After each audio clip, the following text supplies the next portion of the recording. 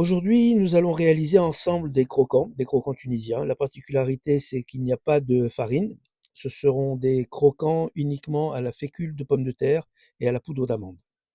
Donc, ce qu'on on va préparer 200 grammes d'amandes en poudre, 150 grammes de fécule de pomme de terre, 100 grammes de sucre, 3 œufs moyens, ça fait à peu près 150 grammes, 120 millilitres d'huile, à peu près 110 grammes d'huile, 2 cuillères à soupe de fenouil en poudre, un sachet de levure spéciale pour Pessard ou bien un sachet de levure normale, hein, si vous voulez, il n'y a pas de souci. Donc là, on va préparer tout ce qu'il nous faut. Voilà, donc là, vous avez les 3 œufs, le sachet spécial pour Pessard. Donc il n'y a pas de farine, il n'y a que de la fécule de pomme de terre. Donc dans un premier temps, nous allons mélanger tout ce qui est poudre. C'est-à-dire qu'on va mettre la fécule, la poudre d'amande. On va rajouter dessus le sucre. Et on va rajouter la fécule de pomme de terre. Voilà, tout ce qui est poudre, tout ce qui est sec, on va les mélanger ensemble. On va essayer de faire en sorte, la prochaine fois, je tamiserai la fécule de pomme de terre, car ça m'a fait des grumeaux, mais c'est pas grave. Donc là, c'est la poudre, la levure chimique spéciale pour Pessard, qui ne contient pas d'amidon de blé, mais de l'amidon de fécule de pomme de terre. Et je vais mettre donc les 2-3 cuillères à soupe de fenouil en poudre. Ce que je vous recommande, c'est de bien m'écouter et de voir la vidéo jusqu'à la fin, car vous allez voir, je n'ai absolument rien coupé. Je vais vous montrer ce qui va pas, de façon à ce que vous ne fassiez pas les mêmes erreurs que moi.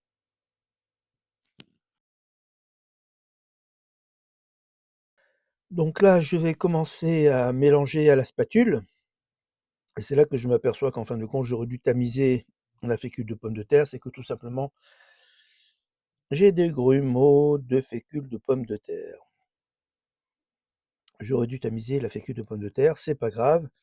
Ce que je vais faire, c'est tout simplement prendre le fouet et je vais tout mélanger avec le fouet de façon à casser les grumeaux de fécule de pomme de terre.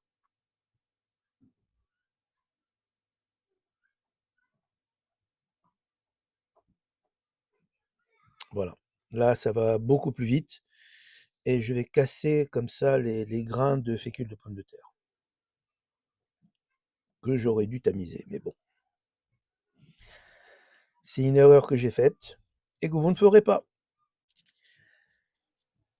Voilà, là, j'ai pratiquement fini. Ce qu'on va faire maintenant, je vais prendre un saladier et dans ce saladier, je vais casser les 3 œufs et je vais mettre l'huile. Alors très, très important, toujours vérifier la qualité des œufs. Donc là, ce sont 3 œufs moyens, ça va vous faire un total au niveau du poids de 150 grammes.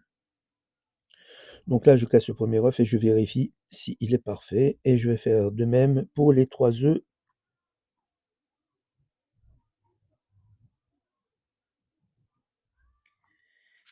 Et ce que je vous recommande de faire, bien sûr, bien entendu, c'est qu'une fois que vous avez cassé les 3 œufs, c'est de vous laver les mains, de façon à ce qu'il n'y ait pas de microbes dans votre préparation, dans votre gâteau, même s'il va au four. Il vaut mieux éviter, c'est se laver les mains une fois que vous avez cassé les 3 œufs. Je verse l'huile et je commence à battre l'huile et les œufs. Certains vont me dire, mais comment Norbert, tu n'as pas mis de sucre?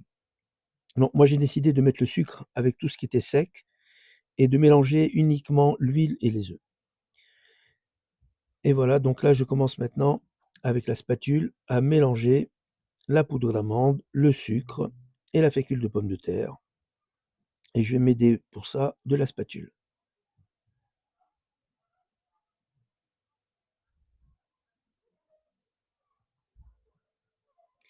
Alors dans un premier temps, je n'avais mis là, actuellement, là ce que vous voyez, je n'avais mis que 100 grammes de fécule de pomme de terre. Alors c'est pour ça que c'est très important La seule variable dans cette recette, ça va être les œufs. C'est pour ça que je vous donne le poids des œufs, à savoir 150 grammes. Parce que si vous avez 3 gros œufs, ça va complètement changer la recette. Parce que vous allez vous retrouver avec une pâte très molle. Et vous allez être obligé de rajouter de la fécule de pomme de terre pour compenser. Donc si jamais vous avez 3 gros œufs, faites une règle de 3 et réadaptez complètement la recette. C'est-à-dire que moi je pars sur 150 grammes d'œufs. Si jamais vous avez des très gros œufs, à ce moment-là, il va falloir mettre un petit peu plus de sucre, un petit peu plus de fécule de pomme de terre et un petit peu plus de poudre d'amande. Sinon, la pâte va être trop molle. Là, déjà avec 150 grammes d'œufs, je me suis aperçu que la pâte était un peu molle. J'étais parti sur 100 grammes de fécule de pomme de terre. C'est pour ça que j'ai rectifié la recette en mettant 50 grammes de fécule de pomme de terre en plus. J'étais parti sur 100 grammes et en fin de compte, la recette finale va être de 150 grammes de fécule de pomme de terre. Donc, si vous mettez des œufs beaucoup plus gros que 150 grammes les 3 œufs, il va falloir réadapter toute la recette. D'accord? Alors, c'est la particularité de mes croissants, c'est que moi, la pâte n'est pas très dure. Je ne peux pas faire de boudin. Vous allez voir, je les coule. La pâte, je la coule comme les autres croissants que je fais le reste de l'année. Donc là, même erreur, hein, je verse la fécule de pomme de terre que je ne tamise pas et automatiquement, je me retrouve avec des grumeaux. Eh oui, on ne se refait pas, hein, qu'est-ce que vous voulez que je vous dise, hein. Donc là, j'ai rajouté un petit peu de fécule de pomme de terre pour raffermir un petit peu la pâte qui était un petit peu trop liquide et qui aurait été très difficile à travailler. Donc là, on a une pâte avec donc 200 grammes d'amandes en poudre, 150 grammes de fécule de pomme de terre, 100 grammes de sucre, 3 œufs moyens, 150 grammes en tout, 120 millilitres d'huile, ça équivaut à 110 grammes d'huile, 2 cuillères à soupe ou 3 cuillères à soupe de fenouil, de fenouil en poudre, un sachet de levure spéciale Pâques, Pessard. Et donc là, je suis en train de voir la qualité de la pâte. Je la trouve encore un tout petit peu molle, ce qui fait que je vais rajouter le reste de la fécule de pomme de terre et que là, enfin, je vais tamiser. Donc n'oubliez pas de tamiser la fécule de pomme de terre dès le départ. Voilà, petite erreur que j'ai rectifiée à la fin. Tout arrive.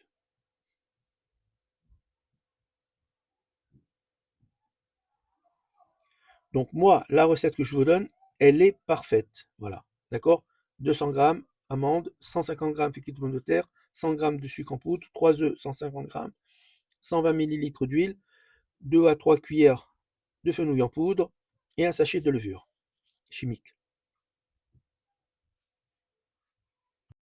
Là, je continue à mélanger à la spatule, plutôt à la maryse, de façon à intégrer toute la fécule de pomme de terre que j'ai rajoutée.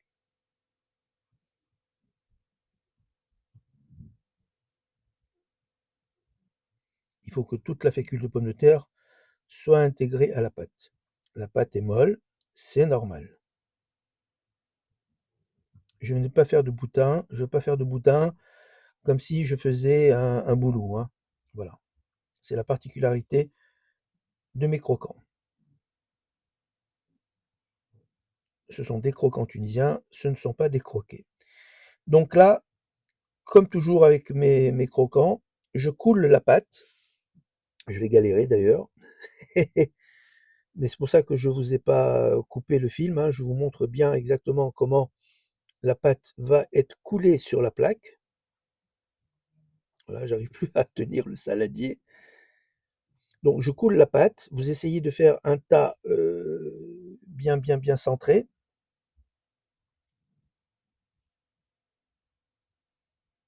Voilà. Le deuxième tas. Je vous montre tout, hein. Voilà, je ne coupe rien.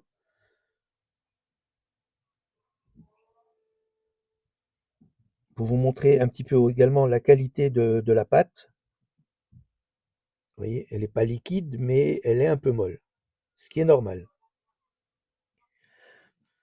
Donc là, ce que vous allez faire, bon, une fois que vous avez fait vos deux petits tas, c'est de vous huiler les mains. Mais quand je dis huiler les mains, bien se huiler les mains. Non pas le bout des doigts, mais carrément la paume de la main.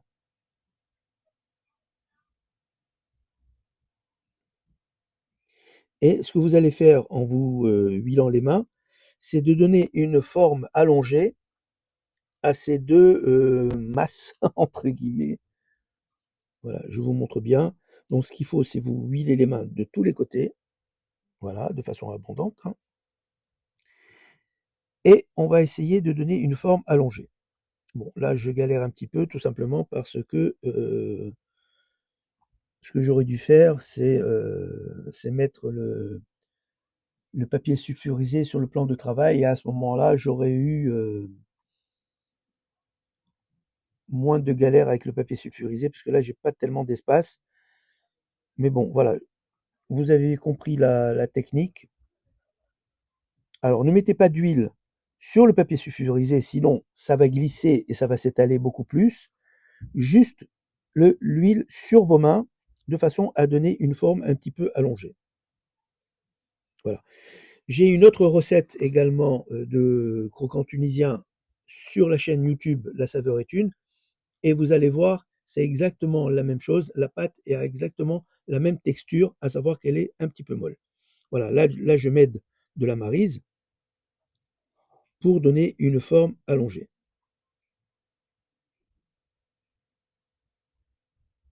Le four, vous l'avez préchauffé à 180 degrés, hein, n'oubliez pas, chaleur statique, pas chaleur tournante. Et on va laisser au four pendant 30 minutes, 25 à 30 minutes. Chaleur statique, 180 degrés. Alors ça va s'étaler peut-être un tout petit peu, mais normalement ça ne devrait pas s'étaler trop.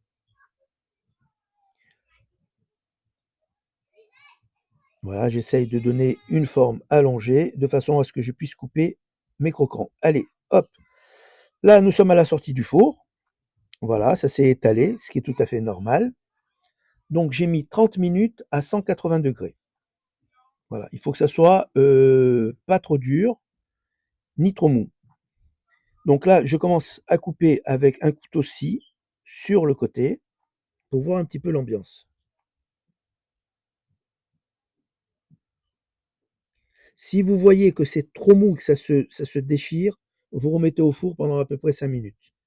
Donc là, moi, j'ai un couteau-scie qui est de très bonne qualité. Vous n'appuyez pas trop fort, vous laissez glisser le couteau-scie. Voilà, vous mettez votre pouce en bas de façon à ce que ça ne se déchire pas. Regardez bien, regardez mon pouce de ma main gauche. Il appuie en bas de façon à ce que ça ne se déchire pas lorsque je tire le couteau. Regardez, tac, d'accord? Voilà. Et vous essuyez le couteau à chaque passage de façon à ce que le couteau glisse de façon parfaite. Regardez mon pouce, voilà, je retiens vers le bas, voilà, de façon à ce que ça ne se déchire pas.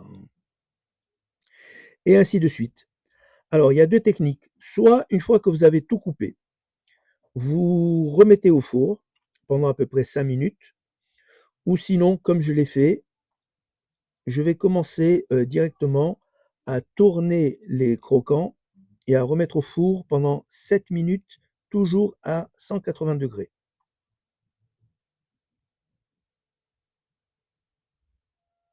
Alors là, c'est un petit peu galère parce que les deux masses se sont collées, mais c'est pas un problème. Soyez patient, essuyez bien votre couteau.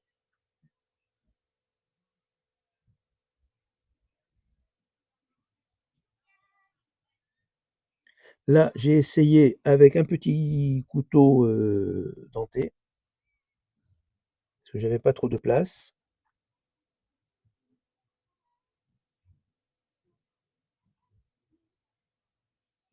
Voilà, essayez d'être régulier de façon à avoir des croquants bien droits, bien réguliers. Et là, je reprends le grand couteau aussi parce que je sens que c'est une petite galère avec le petit couteau et que le grand couteau, c'est beaucoup plus sympathique et beaucoup plus affûté. Toujours essuyer votre couteau.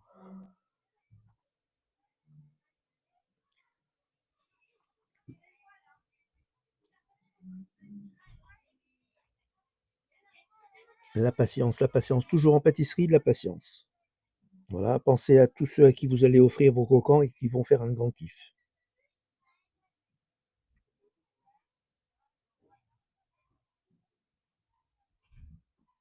Donc, n'oubliez pas que ces croquants sont collés en bas, hein, sur le papier sulfurisé, aussi bizarre ça puisse paraître, c'est un petit peu collé.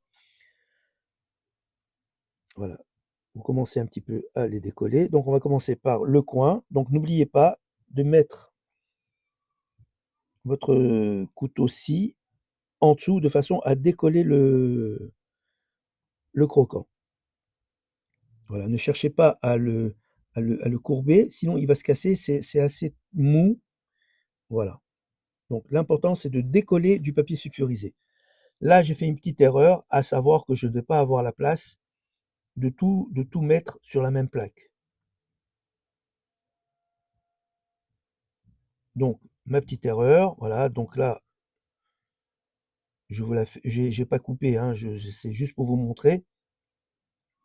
Le truc, c'est de quoi? C'est de prendre les croquants, de les mettre sur un côté et de remettre au four pendant 6-7 minutes à toujours 180 degrés, chaleur statique. Et là, je vais m'apercevoir que tout compte fait, je n'ai pas assez de place pour pouvoir tout mettre.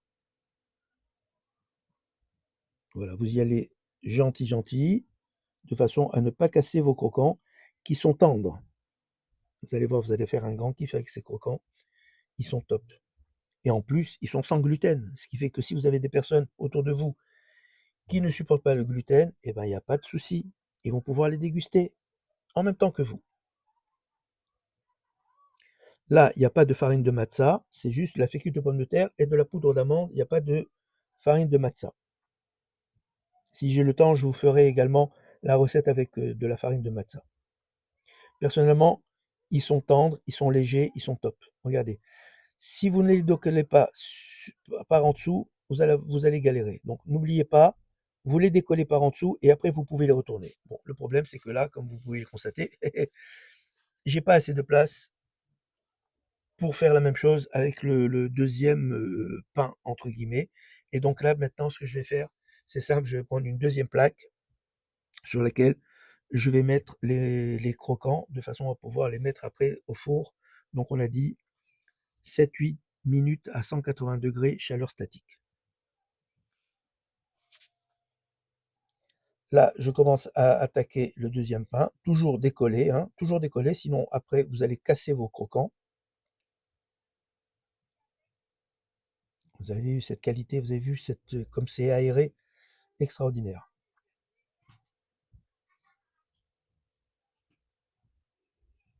Et non, Norbert, tu n'auras pas de place. Voilà, voilà, voilà, voilà, voilà, voilà. Tu as cassé ton croquant. Voilà, j'ai cassé le croquant. Il n'y avait pas assez de place. Tête dure, papa Norbert. Et enfin, je prends une deuxième plaque. Voilà, ce sont des erreurs que j'ai faites et que vous ne ferez pas, grâce à moi, entre guillemets. Donc voilà, je prends la deuxième plaque sur laquelle je vais mettre tous les croquants, de façon à pouvoir mettre les autres croquants qui sont prêts. Donc il y aura deux plaques, hein, parce qu'il n'y aura pas assez de place. Je vais mettre ça sur deux plaques que je vais mettre donc au four, on a dit 7-8 degrés, 7-8 minutes à 180 degrés, chaleur statique, sur chaque côté. Donc vous avez 30 minutes de cuisson. Ensuite, vous avez 8 minutes d'un côté et 8 minutes de l'autre. N'oubliez pas, hein. Vous pouvez également regarder l'autre recette, hein, sur la chaîne YouTube La Saveur est une, des croquants faits avec de la farine normale. Et vous allez voir également la méthode, comment je fais pour les faire cuire. Dans l'autre recette, j'avais séparé d'abord les croquants, j'avais remis au four, après j'avais mis sur une face au four et après sur l'autre face au four. Donc j'avais fait 4 phases. la cuisson totale, la cuisson avec les croquants debout, et ensuite la cuisson avec les croquants d'un côté et les croquants de l'autre. Voilà. Si vous voulez, vous pouvez voir l'autre recette sur la chaîne YouTube La Saveur est une. Voilà. Toujours décollé, hein, regardez bien. Toujours décollé en dessous. Sinon, vous avez vu le croquant, vous allez voir, il est très tendre. Il risque de casser. Voilà. Par contre, vous avez remarqué, regardez là. Voilà, je passe par en dessous. Bing, ça tombe. Ils sont parfaits. Ce sont des croquants comme je les aime. Les bons croquants tunisiens. C'est dommage, j'ai cassé le croquant qui est complètement à l'extrême droite, mais bon. Qu'est-ce que vous voulez? C'est une erreur que vous ne ferez pas. Voilà.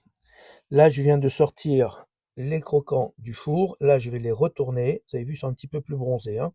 Là, je les retourne. Attention, ils sont très délicats. Et je vais les mettre de l'autre face. Voilà, faites très attention. Regardez, là, je viens d'en casser encore un autre.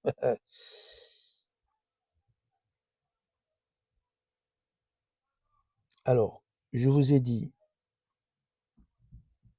7-8 minutes à 180 degrés sur chaque face.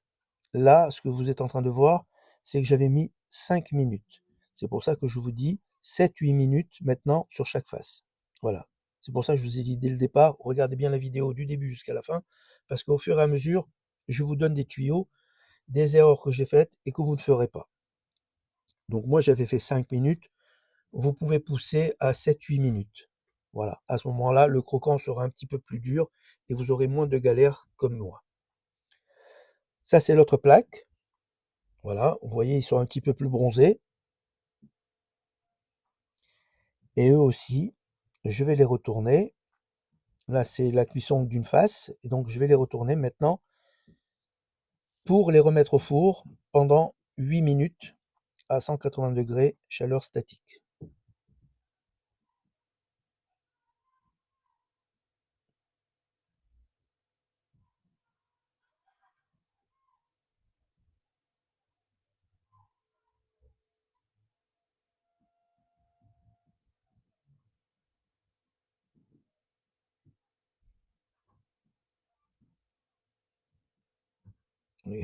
J'essaie de recoller les morceaux. Et non, Robert, quand c'est cassé, hein. Voilà. Donc là, je vous ai montré comment réaliser ces croquants tunisiens à la fécule de pommes de terre, sans gluten. Je vais vous laisser et puis je vous invite à regarder toutes les vidéos qu'il y a sur la chaîne YouTube La Saveur est une. Là, vous pouvez le constater, ils sont bronzés, ça y est. Donc là, c'est la deuxième cuisson. Ils sont bronzés des deux côtés, ils sont parfaits. Et voici maintenant le deuxième plateau. Et aussi, ce sont des croquants parfaits qui sont bien bronzés. Donc c'est la deuxième face.